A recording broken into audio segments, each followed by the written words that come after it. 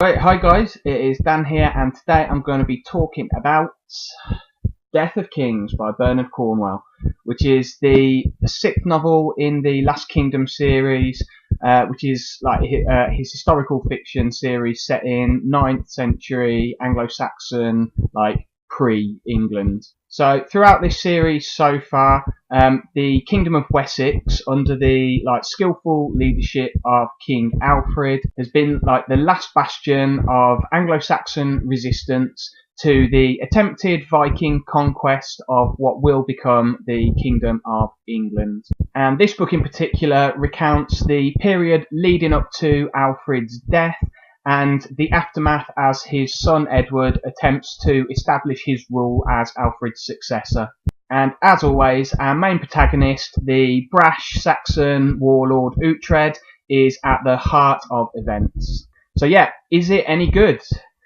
Well, anyone who's watched any of my reviews of the previous books that I've done of this series will know that it is up there with my all-time favourites. So yeah, of course I'm going to say it's good. But yeah, let me tell you why, and I will try and keep it relatively brief. So of course, Uhtred is as charismatic as ever, and he is great fun to read in this book. So I won't go into too much detail about his character because I have waxed lyrical about him before. But for sure, his sense of humour really shines through in this entry. He's got like this fantastic, sarcastic wit, and he uses it to great effect to wind up his antagonists, you know, whether that is Vikings or priests or other Saxons or even the king. The dialogue that incorporates this humour is really like brief, punchy stuff and very natural.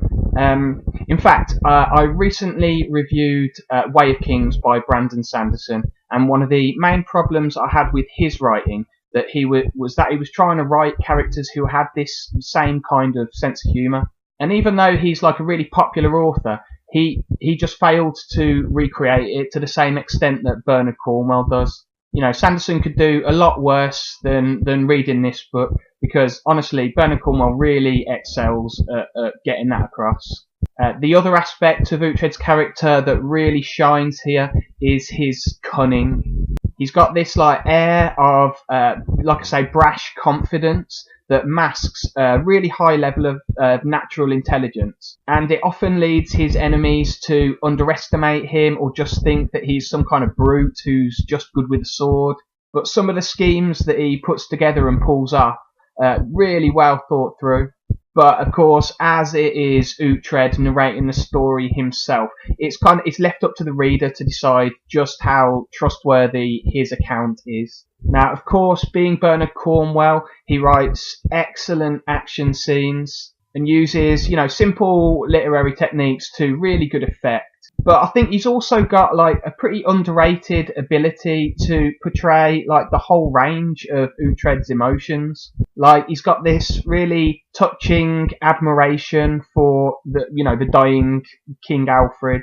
And we see this kind of terror that he's got when he has to meet this pagan sorceress, Alfred. And he's also got this, you know, really sort of gentle love for Ethelfled, Alfred's daughter, who he's been sort of together with since the last book, even though she is married to his cousin. In terms of the plot, the plot is pretty fractured, but I think this is done to sort of reflect the confusion and uncertainty that surrounds Alfred's death and the kingdom having to sort of deal with that.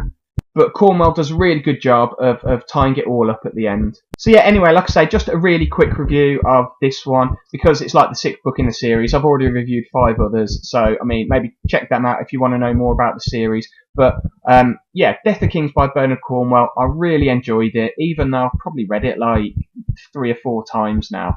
You know, definitely pick it up if you like action-packed historical fiction, because you will not get much better than this. Yeah, so bye, I guess.